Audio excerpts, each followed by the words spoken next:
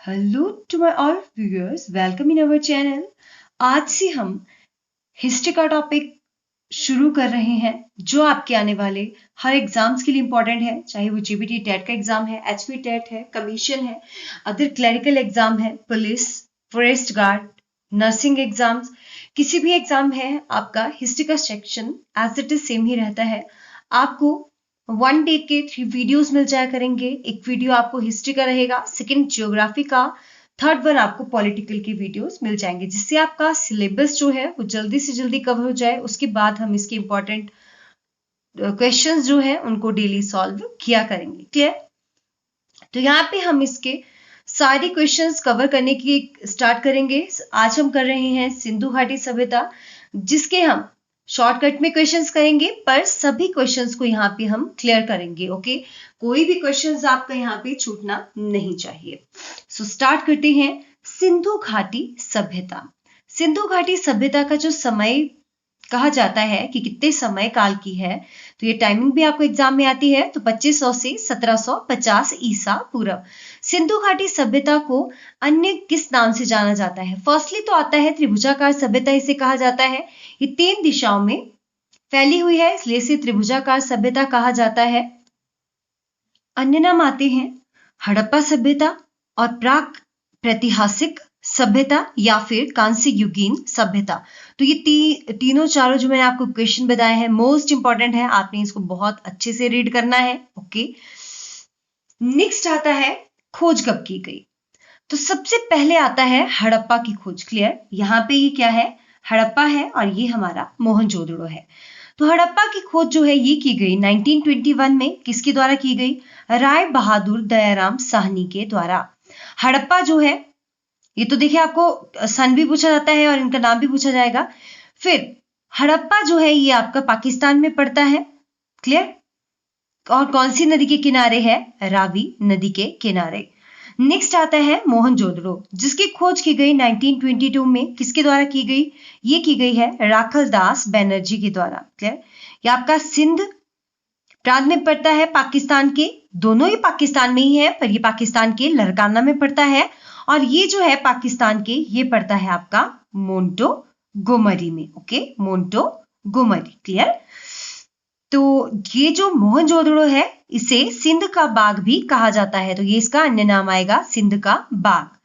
Next one 1924 में 1924 में भारतीय पुरातात्विक सर्वेक्षण पूरे विश्व का समक्ष जो है ये किसने किया है? ये दिया गया है जॉन मार्शल के द्वारा, पुरातात्विक सर्वेक्षण। क्लियर? नेक्स्ट वन चार्ल मैसन। जो चार्ल मैसन है वो कौन थे? प्रथम यूरोपीय थे जिन्होंने 1833 यानी कि 1833 से 1838 के बीच हड़प्पा के अवशेषों को खोजा था। तो अगर ये टाइमिंग पूछी जाती है इसके समय में हड़प्पा के अवशेषों की खोज किसके द्वारा की गई, तो वो की गई थी व्यूअर्स चार्ल्स मैसन के द्वारा। नेक्स्ट है राखीगढ़ी। तो राखीगढ़ी क्या है? राखीगढ़ी हड़प्पा कालीन सबसे बड़ा हड़प्पा कालीन उत्खनन स्थल है। तो एग्जाम में क्वेश्चन कैसे आएगा? सबसे बड़ा हड़प्पा कालीन का उत्खनन स्थल कौन सा है? राखीगढ़ी है या राखीगढ़ी क्या है? क्लियर? दोनों तरीके से मैंने यहाँ पे क्वेश्चन आपको कवर करवा रही हूँ। नेक्स्ट आता है मोहनजोदड़ो की सबसे बड़ी इमारत कौन सी है? तो मोहनजोदड़ो की सबसे बड़ी इमारत है ग्रेट ग्रेनरी। ओके, अर्थव्यवस्था का मुख्य आधार क्या था? तो इनका मुख्य आधार क्या था अर्थव्यवस्था का? कृषि। क्लियर? कृषि। नेक्स्ट आ जाते हैं नर्तकी की कांसे की मूर्ति जो है ये कहाँ मिली है? ये मिली है मोहनजोदड़ो में। क्लियर? मोहनजोदड़ो में। नेक्स्ट वन है चहुंदड़ो में। चहुंदड़ो में जो खोज है वो किसके द्वारा की गई? एनसी मजूमदार के द्वारा की गई थी। कब की गई थी? 1931 में की गई। और चहुंदड़ो में क्या है? मनके बनाने के कारखाने। Okay, next one Kalibanga. Kalibanga में जुते हुए खेत हमें मिले हैं। रोपड़ सतलुज के किनारे, आपको पता है रोपड़ पंजाब में है। मानव के साथ कुत्ते को दफनाने के साक्ष्य यहां मिले हैं। चावल के दाने हमें मिले हैं लोथल में। और अगर पूछी जाए चावल की भूसी, क्लियर, तो ये हमें कहां मिली है? ये मिली है रंगपुर में।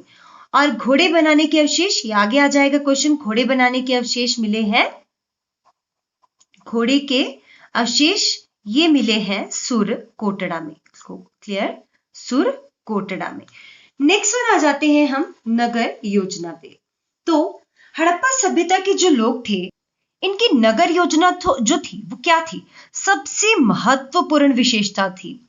देखा जाए तो इतनी पुरानी सभ्यता है और यहाँ पे जो नगर योजना थी, काबिले तारीफ, बहुत ही इक्वली तरीके से हर चीज को डिवाइड किया गया था। तो अनूठी जल निकास प्रणाली, जितने भी हड़प्पा के शहरों में सबसे अनूठी विशेषता अगर देखी जाए तो जल निकास प्रणाली है। जल निकलने के लिए जो नालियां होती हैं उनको प्रॉपर तरीके से कवर किया गया था, बहुत ही अच्छे तरीके से उन्हें मेंटेन किया गया। और नगर घरों के विन्यास के लिए, नगर और घरों को बनाने के लिए इन्होंने कौन सी पद्धति का प्रयोग किया था? तो ये किया था इन्होंने ग्रिड पद्धति का प्रयोग। क्लियर? क्वेश्चन एग्जाम में बहुत बार आता है। कौन सी पद्धति का प्रयोग किया था इन्होंने? ग्रिड पद्धति का प्रयोग किया। नेक्स्ट आते हैं तो इनके घर किसके बने थे? इनके घर जो है ये बने थे पक्की ईंटों के। जो सिंधु घाटी की ईंटें होती थी उन्हें पकाकर तैयार किया जाता था। क्लियर? और एक निश्चित अनुपात में इन्हें बनाया जाता था। जो अनुपात जो है ये लेंथ, ब्रेड्थ और इसकी जो साइज रहता था वो रहता था आपका 4:2:1। क्लियर? यह आपका लंबाई आ गया और ये हमारी चौड़ाई आ गई और ये आ गई इसकी मोटाई। क्लियर? तो इस तरीके से ये बनाई जाती थी। क्लियर? नेक्स्ट है मोहनजोदड़ो में एक विशाल स्नानागार मिला है। मोस्ट इंपॉर्टेंट क्वेश्चन कि विशाल स्नानागार कहाँ मिला है? तो ये मोहनजोदड़ो में मिला है। कितने मीटर लंबा है? 11.88 मीटर लंबा है, 7.01 मीटर चौड़ा है और गहरा, क्लियर, डीपेस्ट यहां मैंने लिखा है गहरा, ये ब्रेड्थ का लिखा है, तो ये 2.43 मीटर गहरा। और नगर योजना में देखिए क्या क्या था? कपड़ा बुनना मुख्य उद्योग इनका आता है। और गुजरात में स्थित धौलावीरा हड़प्पा सभ्यता का बृहत स्थल है। क्लियर? धौलावीरा जो है यहाँ का बृहत स्थल आता है। और जो ये मोहनजोदड़ो का विशाल स्नानागार था, आपको पता है किस लिए यूज किया जाता था? तो इसका प्रयोग किया जाता था अनुष्ठानिक स्नानों के लिए। ओके, नेक्स्ट वन हम आते हैं आर्थिक योजना पे। क्लियर? तो आर्थिक योजना जो है इसमें क्या क्या था? मुख्य उद्यम तो आपको पता लग गया क्या आता है, कृषि आता है। इनके मुख्य खाद्यान्न कौन कौन से थे? तो वो थे गेहूं और जौ, प्रमुख खाद्यान्न। घोड़े के अवशेष मैंने बता दिया सुरकोटड़ा से प्राप्त हुए हैं। और अधिकांश मोहरों का निर्माण आर्थिक योजना में आता है। अधिकांश मोहरों का निर्माण जो है किसमें किया गया? सेलखड़ी में किया गया, जिसे इंग्लिश में कहा जाता है स्टीयरटाइट। सर्वप्रथम कपास की खेती जो है इन्हीं लोगों के द्वारा की गई। कपास को इनकी लैंग्वेज में क्या कहते थे? सिंडॉन कहते थे। क्या कहते थे? सिडॉन या फिर सिंडॉन कहा जाता था। चांदी सर्वप्रथम हड़प्पा सभ्यता की ही देन है। चांदी सर्वप्रथम यहीं पे ही देखी गई थी। और ये क्या करते थे? किन व्यापारियों के साथ इनका विनिमय था? तो मेलुहा व्यापारियों के साथ इनका विनिमय था। क्लियर? तो होपफुली आपको यहां तक अंडरस्टैंड हो गया होगा। नेक्स्ट आता है आपके सामने सामाजिक जीवन। तो इनका सामाजिक जीवन कैसा था? तो उस समय क्या होता था? जितनी भी खुदाई से प्राप्त बहुसंख्यक नारियों की मूर्तियां हैं, तो उनसे अनुमान लगाया जा सकता है कि इनके परिवार कैसे थे? मातृसत्तात्मक परिवार थे, यानी कि स्त्रियों की दशा जो थी वो कैसी थी? बहुत ज्यादा अच्छी थी। अमोद प्रेमी ये व्यक्ति थे। अमोद प्रेमी से यहाँ पे क्या मतलब है? जैसे जुआ खेलना, शिकार खेलना, नाचना, गाना बजाना आदि जो थे ये क्या थे? प्रमोद के साधन थे। क्लियर? और पासा जो है इस युग का प्रमुख खेल था, पासा। क्लियर? आग में पकी हुई मिट्टी को क्या कहा जाता था? आग में पकी हुई मिट्टी को कहा जाता था टेरेकोटा। तो ये सामाजिक जीवन के क्वेश्चंस आ गए आपके सामने। नेक्स्ट आता है धार्मिक जीवन। तो धार्मिक जीवन में लोग क्या करते थे? पशुपति शिव की पूजा क्या करते थे? शिव को ये बहुत ज्यादा मानते थे ये लोग। पशुपति शिव की पूजा क्या करते थे? और शिव जी की मूर्ति के दाईं ओर यानी कि राइट साइड में चीता हाथी, बाईं ओर लेफ्ट साइड में गैंडा और भैंसा अंकित है। जिस मोहर पे ये पशुपति शिव की मूर्ति अंकित किया ना, उसमें ये चित्र बनाए गए हैं। पशु पूजा का प्रचलन आपको पता चल रहा है इनके समय में था। और एक सींग वाला जानवर जिसे इन्होंने क्या बताया है? नाम उसका बताया है यूनिकॉर्न, उसे कहा है ना, गैंडा हो सकता है।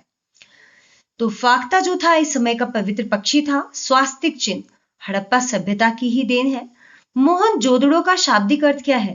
तो ये क्वेश्चन भी एग्जाम में बहुत बार रिपीट होते हैं। मैं जितने भी इसमें क्वेश्चन बता रही हूँ वैसे रिपीटेड ही है ये।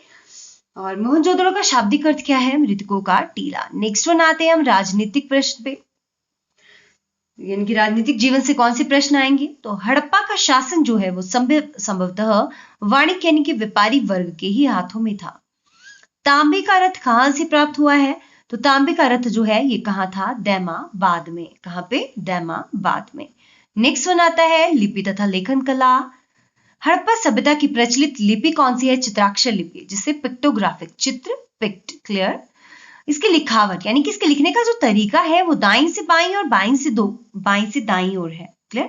Right to left and next line में लेफ्ट टू राइट ही लिखी जाती थी। और जो ये तरीका है इसे क्या कहा जाता था? ठीक है, इसे कहा जाता था बाउंस टू फिडन। इंग्लिश और हिंदी में ये एज इट इज सेम रहेगा। नेक्स्ट आता है पतन के कारण। देखिए हड़प्पा सभ्यता की टाइमिंग मैंने आपको बताई 2500 ईसा पूर्व से 1750 ईसा पूर्व तक। तो 1800 ईसा पूर्व के आसपास जो है ये बिखर गई, जिसके कारण अलग अलग थे। आर्यों का आक्रमण के कारण ये बिखर गई। जलवायु परिवर्तन के कारण उस समय बहुत ज्यादा महामारी और बीमारी फैल गई थी। अदृश्य गाज, जिस शक्ति को देखा नहीं जा सकता, उसके कारण भी सभ्यता का क्या हो गया? पतन हो गया। ओके, सो होपफुली फ्रेंड्स आपको ये वीडियो अच्छा लगा होगा। तो वीडियो को लाइक, शेयर और सब्सक्राइब करना ना भूलें। आपका सपोर्ट हमारे लिए बहुत ज्यादा इंपॉर्टेंट है, तो जरूर करें। Stay happy, stay blessed and हमेशा हमारे साथ जुड़े रहें। Thank you so much.